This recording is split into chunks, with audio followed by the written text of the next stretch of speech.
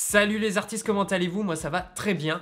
Aujourd'hui je vous parle d'un logiciel autre que Photoshop ou Premiere Pro pour changer, parce que je vais vous parler du logiciel d'édition photo Luminar 3. C'est un logiciel édité par la société Skyloom. Ils m'ont contacté pour que je puisse vous en parler en vidéo. Moi je connaissais comme ça de nom le logiciel, mais je ne l'avais jamais testé. Et pour tout vous dire, honnêtement, mes logiciels actuels me suffisent amplement. Mais je me suis quand même intéressé au logiciel et vous allez voir qu'il propose des fonctionnalités très intéressantes et notamment celles autour de l'IA, donc de l'intelligence artificielle. C'est assez impressionnant parce qu'en fait c'est comme si tu appliquais une dizaine de réglages à ta photo à partir d'un seul paramètre, un seul curseur à déplacer. Donc c'est un logiciel photo qui a pour principale motivation finalement de faciliter et d'accélérer ta retouche photo. C'est un logiciel qui est disponible sur PC et Mac et contrairement par exemple au logiciel de la série Adobe, il n'y a pas d'abonnement, voilà. C'est un prix fixe, on achète la licence et vous l'avez à vie et honnêtement, moi personnellement, je trouve le prix quand même assez accessible. Donc voilà, sans plus tarder, on attaque cette présentation du logiciel Luminar 3. On va un peu survoler l'ensemble du logiciel. S'il vous intéresse, dites-le moi dans les commentaires et je pourrai faire certainement d'autres vidéos dessus. On se retrouve tout de suite sur le logiciel. Alors voilà, on arrive sur l'interface du logiciel. Déjà, vous pouvez le voir si vous êtes familier avec un logiciel d'édition comme Photoshop,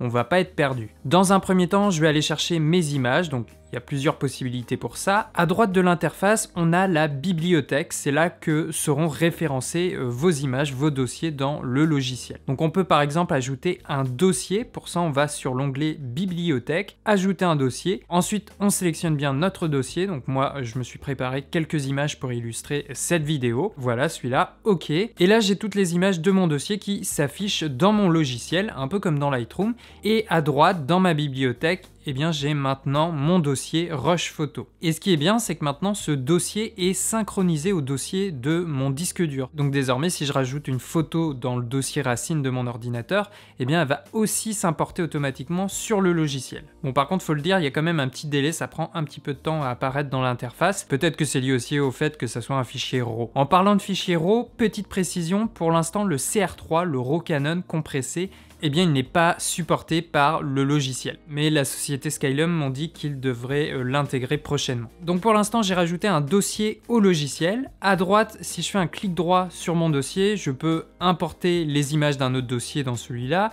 créer un sous-dossier, faire apparaître le dossier sur mon explorateur, renommer le dossier, le supprimer du catalogue ou alors définitivement de mon ordi. Sinon on retrouve les paramètres de tri habituels qu'on peut retrouver sous Lightroom par exemple. Je peux afficher les photos marquées, je peux trier mes photos par heure de capture, heure d'édition, nom de fichier, etc.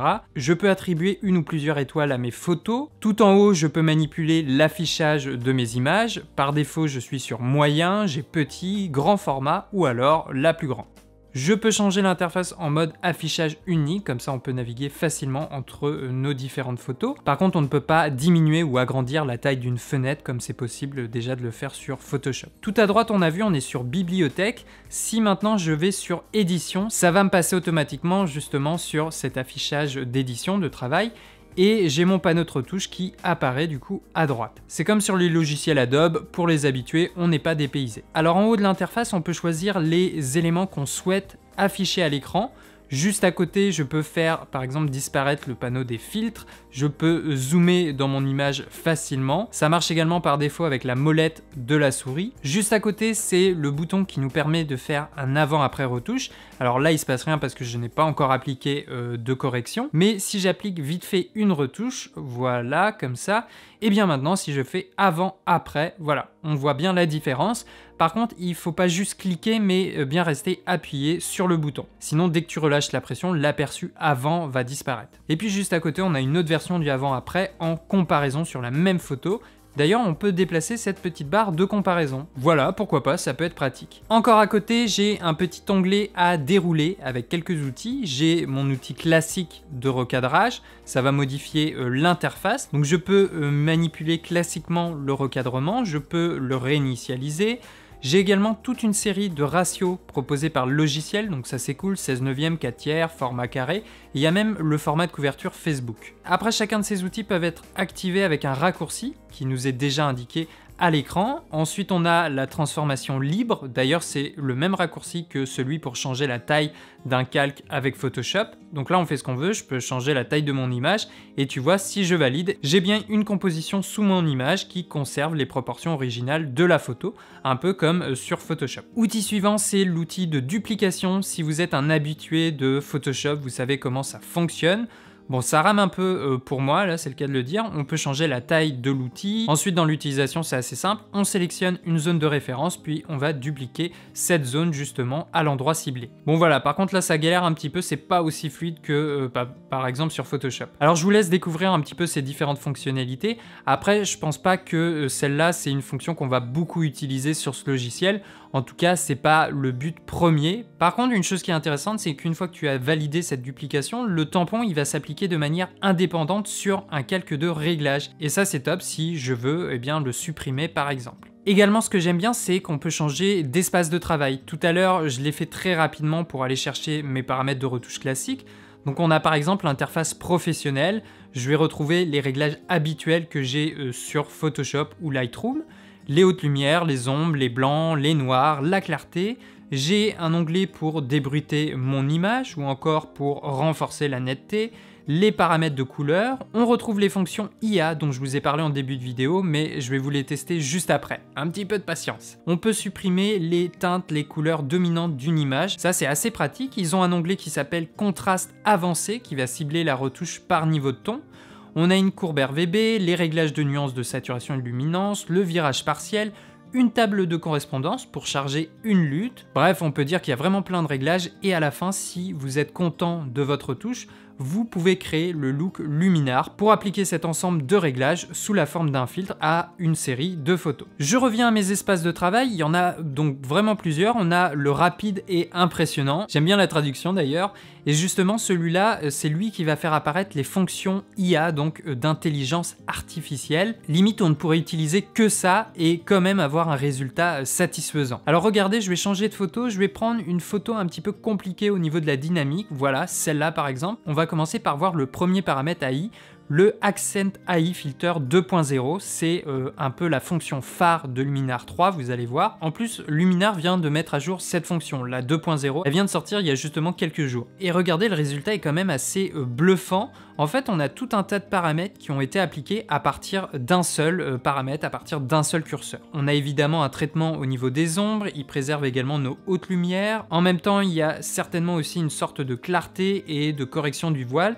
Et le logiciel accentue aussi assez subtilement les couleurs. Donc si vous connaissez rien à la retouche photo ou que ça vous intéresse pas plus que ça, mais vous avez quand même envie d'améliorer un petit peu vos photos, eh bien honnêtement, uniquement avec ce paramètre, vous avez déjà de quoi faire de très belles images. Et là, franchement, même si j'ai mes hautes lumières au centre qui sont un peu cramées, c'est une photo que je pourrais très bien diffuser sur les réseaux sociaux, comme ça elle est vraiment très bien. Ensuite, ça ne s'arrête pas là, on a une deuxième fonction à utiliser conjointement avec la première, c'est l'embellisseur de ciel IA. Là encore, cet ajustement ne va agir que sur le ciel. Il y a toujours une petite correction du voile, plus la saturation du ciel qui est un peu plus renforcée. Et puis c'est fait de manière assez subtile, et quoi qu'il arrive, vous pouvez choisir la quantité. Après, si vous le souhaitez, on peut aussi ajuster l'intensité générale de tous ces filtres avec ce curseur. Bon allez, maintenant je vous montre en musique ces différents réglages sur d'autres photos.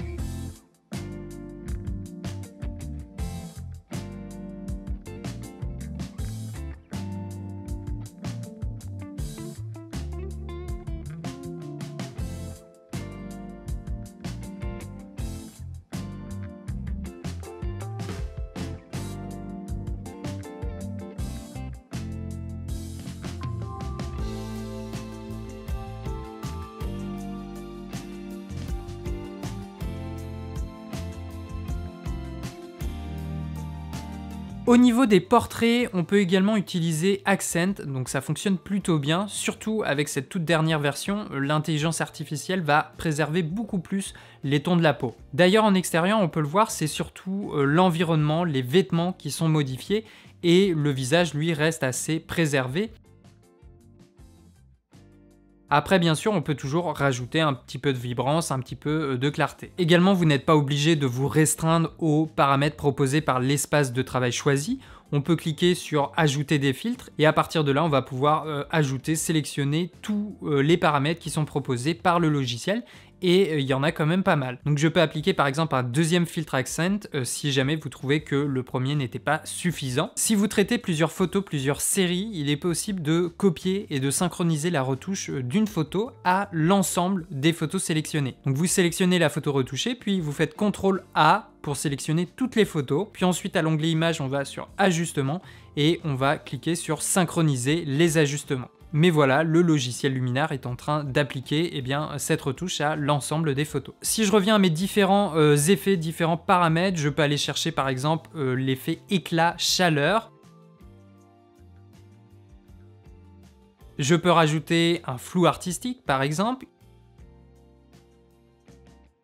Ils ont même l'effet Ortone pour les paysages. Ils ont un filtre qui s'appelle l'heure dorée, donc ça va rajouter un petit peu de chaleur à votre horizon, accentuer un petit peu le jaune et l'orange, donc c'est plutôt intéressant. Il y a même un filtre qui va créer radicalement les rayons du soleil.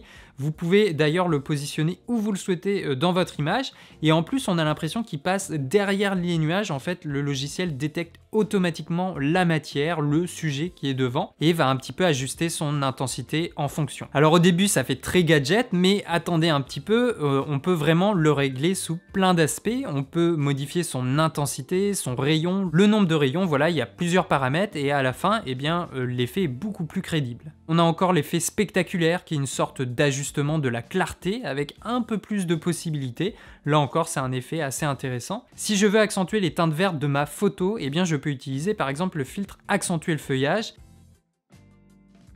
et je peux également modifier sa teinte.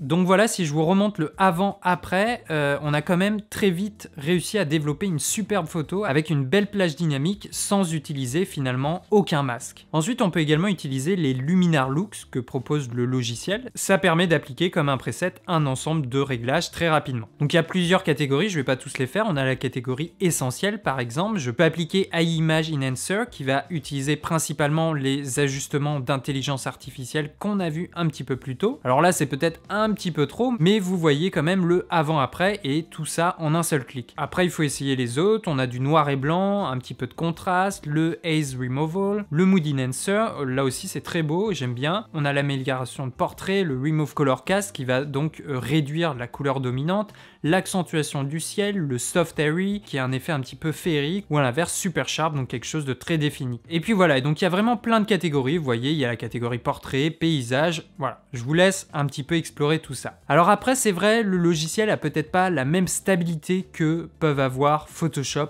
ou Lightroom. Par exemple, quand je zoome dans l'image et que je souhaite déplacer le visualiseur, ça rame un petit peu, on a l'image qui devient floue et c'est comme si qu'il a enlevé quelques filtres le temps de recalculer l'image. Quand on passe d'une image à une autre, les calculs sont un petit peu longs, je trouve. Alors c'est peut-être lié à mon ordinateur, mais habituellement, en principe, sur les autres logiciels, j'ai pas de soucis de ce genre. Sinon, au niveau de l'export, comment ça se passe? Eh bien, c'est pas compliqué. On peut faire, par exemple, un clic droit sur l'image, puis exporter l'image. On choisit la destination, le nom du fichier, le format, le niveau de netteté, la taille, l'espace de couleur, la résolution et la qualité d'export. Alors, ça aurait été bien, je trouve, qu'il y ait quand même un aperçu du poids du fichier, comme c'est le cas sur Photoshop par exemple, parce que sinon on paramètre un petit peu notre export à l'aveugle. Donc ça c'est le logiciel Luminar 3. Maintenant vous pouvez l'utiliser également en tant que plugin sur Photoshop et Lightroom. Alors pour l'installation il faut aller dans le menu Fichier sur Luminar 3, puis installer des modules. Donc moi je vais l'installer pour Photoshop. Le logiciel va redémarrer. Voilà, maintenant si je vais sur Photoshop, j'ai mon image que j'ai déjà commencé un petit peu à travailler, mais je souhaite utiliser certaines fonctions de Luminar. Eh bien c'est possible. On va aller dans le menu filtre et puis là on peut voir tout en bas Skylum Software et si on déroule le chutier on a Luminar 3. On clique dessus et ça va ouvrir une nouvelle fenêtre. Alors là encore ça va prendre 10-20 secondes à charger, à s'ouvrir. Une fois que c'est fait, à partir de là on peut faire les réglages. Si on souhaite utiliser par exemple les fonctions d'intelligence artificielle, c'est possible, ou alors appliquer un filtre en particulier. Ensuite, on valide, on exporte et on revient sur Photoshop. Et voilà, on a bien notre touche qui s'est appliquée. Alors pensez bien à créer une copie ou alors à transformer votre calque en objet dynamique de manière à pouvoir le modifier si besoin par la suite. Allez, maintenant je vous le montre aussi sous Lightroom, comme ça, pas de jaloux. Alors même processus, on importe une image. Ensuite, on va aller dans Photo, puis Modifier dans, et là on va choisir Luminar 3. Et maintenant, je peux retoucher mon image comme je le souhaite.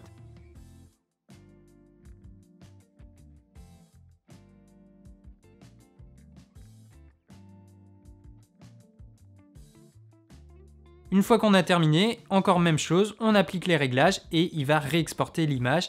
Et nous revoilà sur Lightroom. Donc si vous avez la licence Luminar 3, vous pouvez aussi l'utiliser en tant que plugin sur Photoshop et Lightroom, on vient de le voir. Maintenant, Skylum a aussi créé un plugin qui s'appelle Luminar Flex. C'est un plugin qui va permettre d'utiliser Luminar 3 sur Photoshop de la même manière qu'on vient de le voir. La seule différence par rapport au logiciel Luminar 3, c'est que là, avec Luminar Flex, on n'aura pas accès à la fonction bibliothèque de Luminar 3, mais du coup, le plugin Luminar Flex est aussi un petit peu moins cher. Donc pour résumer, si vous prenez Luminar 3, c'est plutôt pour l'utiliser en tant qu'application individuelle avec les paramètres de la bibliothèque de synchronisation. Si vous comptez uniquement l'intégrer à vos logiciels comme Photoshop ou Lightroom et que vous ne souhaitez pas les remplacer, eh bien Luminar Flex sera peut-être plus cohérent à choisir. Alors maintenant, je vous donne mon avis sur le logiciel Luminar 3. La première question étant, est-ce que le logiciel Luminar 3 vaut le coup? Eh bien j'ai envie de dire, ça dépend qui vous êtes, quelles sont vos compétences en matière de retouche photo. Est-ce que vous débutez ou alors par exemple vous avez déjà toute la licence Adobe? Alors si vous débutez et que vous recherchez peut-être un premier logiciel de retouche photo, eh bien je pense que ça peut être un logiciel très intéressant pour ça. Déjà il est accessible financièrement. Si vous ne pouvez pas vous permettre un abonnement Adobe qui peut revenir assez cher finalement, eh bien là la licence s'achète. Je vous mets les prix mais ça peut varier. De base Luminar 3 seul est plutôt aux alentours de 70 €, mais il y a souvent des réductions dessus. Et en fait avec les liens d'affiliation que je vous mets dans la description de la vidéo, ça vous permet d'avoir une réduction de 10 €. Après ils proposent des packs un peu plus chers avec un guide workshop sur leur logiciel en plus, ainsi qu'également le logiciel Aurora. Deuxièmement, si vous débutez, le logiciel n'est pas très compliqué à prendre en main, pas du tout. Les informations sont assez claires et apparentes. Et puis surtout, si vous ne voulez pas perdre de temps à retoucher des photos, avec les paramètres d'ajustement IA, d'intelligence artificielle, c'est très rapide et ça permet quand même d'obtenir un résultat assez qualitatif. Après évidemment, le résultat dépend aussi beaucoup de l'exposition de départ de votre image. Et puis si vous êtes un utilisateur avancé, vous avez plusieurs choix. Si ça fait déjà plusieurs années que vous travaillez sur les logiciels Adobe par exemple, vous avez peut-être pas envie de passer complètement sur un nouveau logiciel. Dans ce cas-là, justement, la marque a créé le plugin Luminar Flex qui s'intègre directement à Photoshop ou Lightroom. Ça vous permet d'avoir exactement les mêmes fonctionnalités qu'avec Luminar 3. Vous avez accès à toutes ces fonctions d'intelligence artificielle. Par contre, la seule différence, c'est qu'avec le plugin Luminar Flex, vous n'avez pas accès à la bibliothèque et à toutes ces fonctions un peu de synchronisation des disques qui sont accessibles uniquement avec le logiciel Luminar 3. Donc voilà, c'est une autre possibilité, d'autant plus que ce plugin Luminar Flex est un peu moins cher que le logiciel Luminar 3 pour le coup. Personnellement, moi, je préfère toujours mon Photoshop. Voilà, travailler point par point, pixel par pixel, travailler petit à petit son image. Moi, je préfère ça qu'avoir à juste déplacer un curseur, mais je peux comprendre que ça fait gagner un temps de dingue pour un résultat qui est quand même assez performant. Et puis, c'est que le début, mais c'est assez bluffant de voir un petit peu ces intelligences artificielles analyser les photos et la dynamique un peu de votre image. Donc voilà, si vous recherchez un logiciel d'édition photo assez complet et abordable, bien Luminar 3, selon moi, peut être assez intéressant. Je ferai certainement aussi une vidéo sur le logiciel Aurora HDR.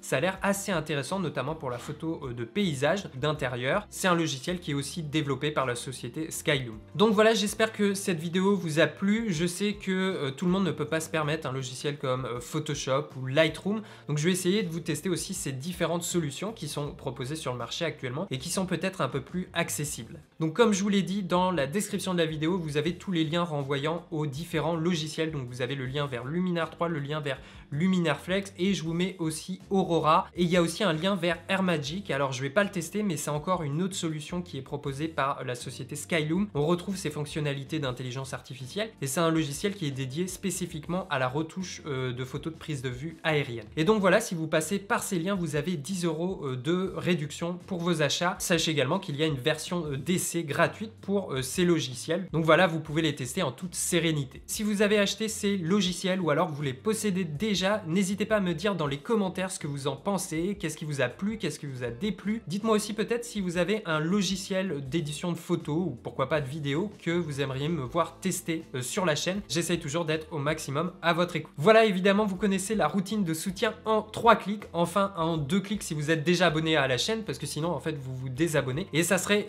pas trop souhaité. Voilà, d'ici là, soyez créatifs, nous on se dit à la prochaine, ici derrière la caméra. Ciao les artistes!